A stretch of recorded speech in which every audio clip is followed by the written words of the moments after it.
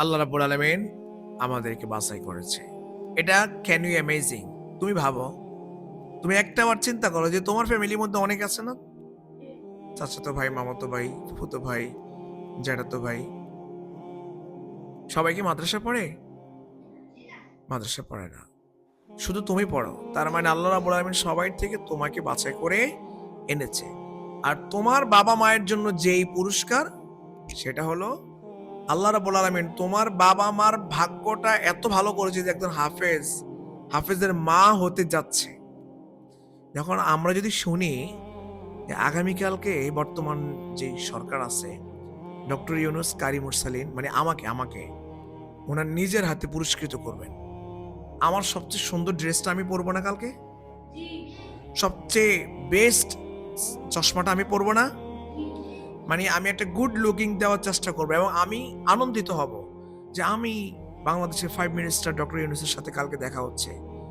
আল্লাহ রাব্বুল আলামিন কঠিন সেই অবস্থার মধ্যে যখন আল্লাহ রাব্বুল আলামিন জাহান্নামীদের থেকে মুখ ফিরিয়ে নেবে, আর ঠিক ওই সময় যখন আল্লাহ রাব্বুল আলামিন আপনি হাফেজের মা হওয়ার পরে, হাফেজের বাবা হওয়ার পরে আপনাকে নূরের মুকুট সম্মানিত আল্লাহ রাব্বুল আলামিন পরিয়ে আপনাকে জান্নাতে পাঠাবে, তখন কেমন আনন্দ হবে সুবহানাল্লাহ বলি আমরা। একটা দেশের প্রধানের সাথে দেখা হলে আমার এত আনন্দ, এত ইচ্ছা, এত আগ্রহ, আমার মতো মানুষের ভাষায় আর প্রকাশ করা যায় না।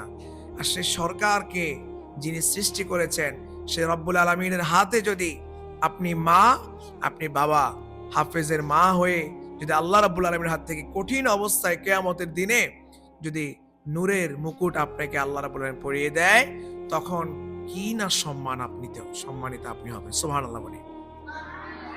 অনেকে এসে আমাকে বলে, হুজুর আমার একটা মাত্র সন্তান, আপনি বলেন আমি একে কিভাবে আবাসিকে দিই, আমি কিভাবে মাদ্রাসায় দিই? আমি সেই মাকে বলতে চাই আপনার একটা সন্তান তো, 3-4টা সন্তান থাকলে একটাকে জাহান্নামে গেলে আরেকটা তো জান্নাতে যাবে যদি ভালো কাজ করে।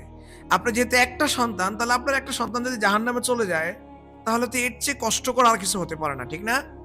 সুতরাং আপনার একটা সন্তানকে নিয়ে আপনি জান্নাতে যেতে হবে। তাই আপনার এই কলিজার টুকরা আল্লাহ তাআলা বলছে, কুল ইন্না সলাতি ওয়া নুসুকি ওয়া মাহইয়ায়া ওয়া মামাতি লিল্লাহি রাব্বিল আলামিন। আমাদের জীবনের সবচেয়ে দামি জিনিসগুলো আল্লাহর পথে আমাদের বিলিয়ে দিতে হবে, ঠিক না? দিতে হবে কি না? তাহলে আমি মনে করি পৃথিবীর মধ্যে সবচেয়ে দামি হলো সন্তান। সবচেয়ে দামি কি? আপনি মা হয়ে বাবা হয়ে আপনার দামি জিনিসটি আল্লাহ রাব্বুল আলামিনের পথে দিয়েছেন, তার মানে আপনি আল্লাহর পছন্দের মানুষ হয়ে গিয়েছেন সুবহানাল্লাহ। কারণ আল্লাহ রাব্বুল আলামিন বলছে যে তোমাদের সবচেয়ে মানে দামি, তোমাদের সবচেয়ে বেশি ভালোবাসা আমার প্রতি থাকতে হবে। তাহলে আমরা আমাদের দামি সবচেয়ে কি সন্তান, আর আমাদের সন্তানরা আমরা আল্লাহর পথে দিয়েছি।